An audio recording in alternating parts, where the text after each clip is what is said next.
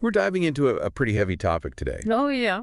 You might be surprised to learn that the leading cause of death for men under 50 in the UK, well, it's not what's typically discussed, in the media or anything. Right. It's not heart disease. Yeah. It's not cancer. It's suicide. It's a tough one. Yeah. A very serious issue. It is, and that's what we're going to try to unpack a bit today. Yeah, we'll be looking at some excerpts from an article called Uncovering the Single Leading Cause of Death in Men Under 50 in the Northeast. Okay. And just trying to understand this complex issue. Yeah, it feels like a silent crisis a little bit, doesn't it? It does. Like we hear about other health concerns so much, but this one doesn't seem to get as much airtime. It doesn't get as much attention as it deserves. Yeah. And it's really crucial to understand the factors driving this trend. Okay. The article paints a rather grim picture of what it calls a silent epidemic of mental health issues affecting young men. So we're talking about things like depression and anxiety. Yeah, exactly. Okay. The article highlights that conditions like these are often compounded by societal pressures and outdated ideas of masculinity. So this is where that term toxic masculinity comes in. Yeah. I hear that a lot. But to be honest, I'm not always sure I know what it means. Well, it's a complex concept for sure, but essentially it refers to those harmful societal norms that dictate how men should behave. Okay. It gives this really powerful example. Okay. It describes how men are often conditioned to suppress their emotions, to appear strong and stoic, even when they're struggling internally. Right. And this pressure to conform to these unrealistic ideals can prevent them from seeking help when they need it most. Well, it's like they're trapped in this box. Right. Unable to express any vulnerability for fear of judgment or being seen as weak. Precisely. Yeah. And the article argues that this can have devastating consequences. It goes on to discuss the link between this silent epidemic of mental health struggles and the rising rates of substance abuse. So are men turning to alcohol or drugs to cope with these internal pressures? Sadly, it's a common coping mechanism. Yeah. The article describes it as a form of self-medication, a way to numb the pain and escape the pressure. Okay. But as you can imagine, it's a dangerous cycle. Right. Instead of addressing the root causes, substance abuse often exacerbates existing mental health issues. Yeah. And can lead to a whole host of other problems. It's like a domino effect, then one problem leading to another. Unfortunately, yes. And the article doesn't stop there. Okay. It delves into the socioeconomic factors that can further compound these issues. Okay. Young men from disadvantaged backgrounds facing financial hardship, limited access to support networks, and often living in areas where mental health services are scarce. Yeah. They're at an even higher risk. It sounds like a perfect storm of challenges for these young men. It really is. Yeah. And the article makes it clear that this isn't just a personal struggle. It's a systemic issue rooted in societal inequalities. Okay. But it's important to remember that suicide isn't the only significant cause of death in this demographic. Right. There are other factors at play that we need to consider as well. So what else is the article highlighting? Well, it points to accidents and injuries, especially those occurring on the roads and in workplaces, as another major contributor to mortality rates among men under 50. Well, yeah, I guess that makes sense, especially considering that traditionally male-dominated industries like construction and transportation, they often involve higher risks. Exactly. Yeah. And this ties into the larger conversation about workplace safety and the need for preventative measures to protect workers in high-risk environments. So while suicide is the leading cause, it's not the only threat to men's health in this age group. What other factors are contributing to this complex picture? It also talks about the rising prevalence of cardiovascular disease in men under 50. Oh, really? Yeah, it's not the leading cause, but it's definitely a growing concern. See, that one's surprising to me. I always thought of heart disease as something that affected older men. Yeah, that's a common misconception. Okay. The article emphasizes that while age is a factor, lifestyle choices and underlying health conditions can significantly increase the risk of heart disease even in younger men. Okay, so it's not just about genetics. Right. It's about the choices we make every day. Absolutely. Okay. And here's where we start to see the interconnectedness of these issues. Okay. Remember how we talked about the link between mental health and substance abuse? Well, the article points out that substance abuse can also increase the risk of developing cardiovascular disease. So it's like everything's connected. Exactly. Yeah. And the article also mentions respiratory diseases like bronchitis and asthma, particularly in connection with smoking and substance abuse. Yeah. Again, we see how these issues can overlap and exacerbate each other. It paints a pretty bleak picture. It does. But I'm hoping the article doesn't just focus on the problems. It doesn't. Does it offer any solutions or strategies for prevention? It does. In fact, it dedicates a significant portion to discussing ways to address this crisis and promote men's health. Okay. And it starts with something seemingly simple, but incredibly powerful. Breaking the silence. What do they mean by that? Well, the article stresses the importance of open dialogue and reducing the stigma surrounding mental health. It argues that we need to encourage men to talk about their struggles, to reach out for help when they need it, and to know that it's okay to not be okay.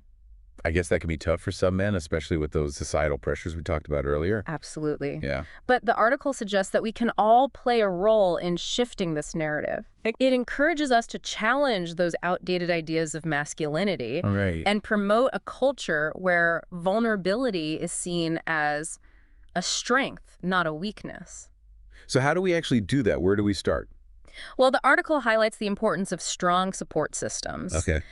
This could be friends, family members, community groups, or even online forums, spaces where men feel comfortable sharing their experiences and seeking support without judgment. So it's about creating a sense of community and belonging. Yes. A place where men feel seen and heard. Exactly. Yeah. And alongside these informal support systems, the article stresses the crucial role of professional help. It encourages men to reach out to mental health services, therapists, counselors, or even their general practitioners. But isn't there a lot of stigma around seeking professional help? There is. Especially for men. Unfortunately, yes. But the article argues that we need to challenge that stigma head on. It emphasizes that seeking help is a sign of strength, not weakness. Right. It's about taking proactive steps to improve your well-being. And thankfully, there are resources available, right? Like organizations dedicated to supporting men's mental health. Absolutely. The article specifically mentions the National Health Service. The NHS and other organizations that offer a range of services. From counseling and therapy to crisis intervention and support groups. Well, that's good to know. Yeah. But beyond seeking help, when things reach a crisis point, are there things that men can do proactively to protect their mental and physical health? Yeah, the article delves into that as well. It highlights the importance of lifestyle change. Changes things like adopting a balanced diet, incorporating regular exercise into their routine, and practicing stress management techniques. I mean, those are all things we hear about in general, but I guess they're even more crucial when you consider the added pressures that men face. Exactly. The article suggests that even small changes in these areas can have a significant impact on both mental and physical well-being. So it's about taking ownership of your health and making conscious choices that support your overall well-being. That's a great way to put it. Yeah. And it's not just about mental health. The article also emphasizes the importance of preventative measures to reduce the risk of other health issues like accidents and cardiovascular disease. So what kind of preventative measures are we talking about? Well, for accidents, it stresses the importance of following safety guidelines, especially in workplaces and on the roads.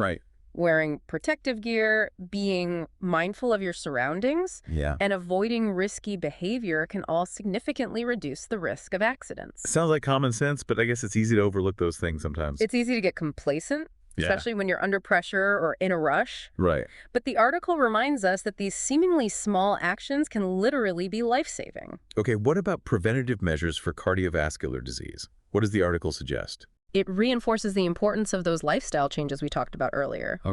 Eating a healthy diet, maintaining a healthy weight, exercising regularly, and avoiding smoking are all crucial for heart health. So it's about taking a holistic approach to health, considering both the mental and physical aspects.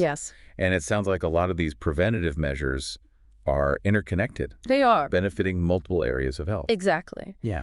And the article stresses the importance of regular medical checkups. It's about being proactive, not just waiting until something goes wrong. So we've talked about the problems, the contributing factors, and the solutions. Right. But what does it all mean for our listeners? Well, what's the takeaway here? The takeaway is that we have a collective responsibility to address this crisis. Okay. It's not just about men supporting men. Right. It's about everyone working together to create a more compassionate and supportive society. We need to challenge the stigma surrounding men's mental health, create spaces where they feel comfortable seeking help, and advocate for better resources and support systems. It's a powerful message. It is. It's a call to action. Yeah. But what can individuals do? How can they help break the silence and support the men in their lives?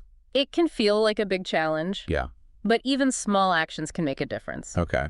The article emphasizes that it starts with simple things. Okay. Like listening without judgment, Mm-hmm. Being a safe space for the men in your life to open up, Right. educating yourself on the signs of mental health struggles and substance abuse. Right. Even just encouraging healthy habits and open dialogue can go a long way.